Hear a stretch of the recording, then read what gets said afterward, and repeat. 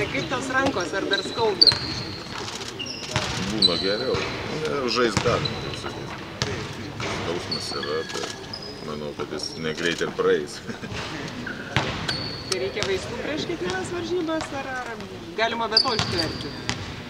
Visaip galima. Kaip pasakyti, varžybos vis tiek duoda papildomą adrenaliną, viską ir manau, kad skausmas netoks kaip treniruotės sudarės. Varžybose tikrai jaučiausi neblogai, šiek tiek sunkiau per treniruotės. Robertai, kalbant apie žaidimą, kodėl visas dar toks nėra, kokią patys norėtume demonstruoti, ko labiausiai trūksta? Nežinau, ko labiausiai trūksta, tų smulkių detalių, bet jas išpildytume iki galo, manau, nes iš jų susidaro tas didelis krepšinis ir tas tie kamuoliai, tos klaidos, tas toksai, nežinau, nesusikalbėjimas dar šiek tiek, bet manau, mums nuo šitokio krepšinio iki gero trūksta tikrai labai nedaug ir dabar su kiekvienu varžybom tikiuosi, kad mes jį gerinsim ir vis tiek čempionato metu bus susikaupimas dar žymiai didesnis ir tos vaikiškos klaidos tokios ar kažkur nedabėgimas metro tokių dalykų nebebus.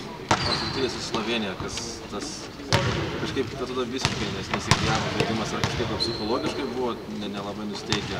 Aš nežinau, gal pradžią šiek tiek išėjom, tiesiog davėm pradžią jiem pasijust, o paskui, žinot, komandai tokia pasijutusi, ją sunku sustabdyti ir pirmą pusę tiesiog išėjom, aš nežinau, persimėliau per daug ar kažką ne taip suvalgė, bet tikrai demonstravom labai prastą krepšinį ir net patiems buvo gėda žiūrėjus.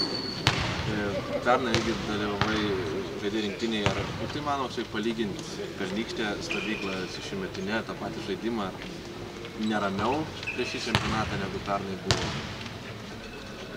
Matot, praeitais metais kitokie tikslai buvo rinktinė, už tai niekas nesitikėjo, niekas čia taip nebuvo tiek žurnalistų nieko ir niekas mūsų nespaudė. Šiemet vis tiek yra kitokia situacija, Lietuvoje čempionatas, visi nori, kad būtumėm aišku pirmi.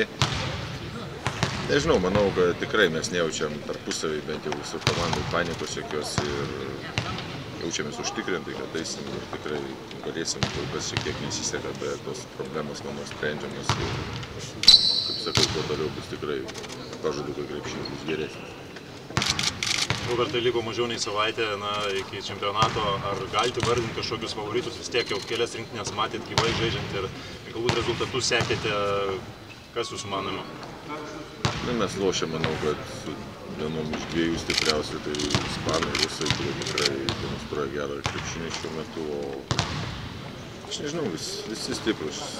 Favoritų nėra, ispanai, kaip visada, jie didžiausi favoritai, bet kaip matėte, visi tikrai įmanoma ir įveikti, aišku, jie nežaidė geriausių savo varžybų, bet vienas varžybas tikrai galima juos įveikti, taip kad favoritai, nežinau, ispanai gal. Iškėjo paskutinis Lietuvos varžovas, tai Portugalijos komanda, ką rinktinė, tarpusė šneka, ar palankus varžovas bus? Kol kas iš tikrųjų nieko nešnekau, dabar ant soliukų išgirdau, kad Portugalija. Ne, mes tikrai taip toli nieko nežiūrim, kiekvienos varžybos bus labai svarbios ir mes jau Lenkijoje žinom, kad nėra nesvarbių, su visais reikia žaisti ir visus nugalėti, taip kad ar ten anglai ar nežinau, ispanai visi vienodai norės išlošti ir nors prieš vienus nesusikaupęs, gali būti labai nekokios pasiekmes.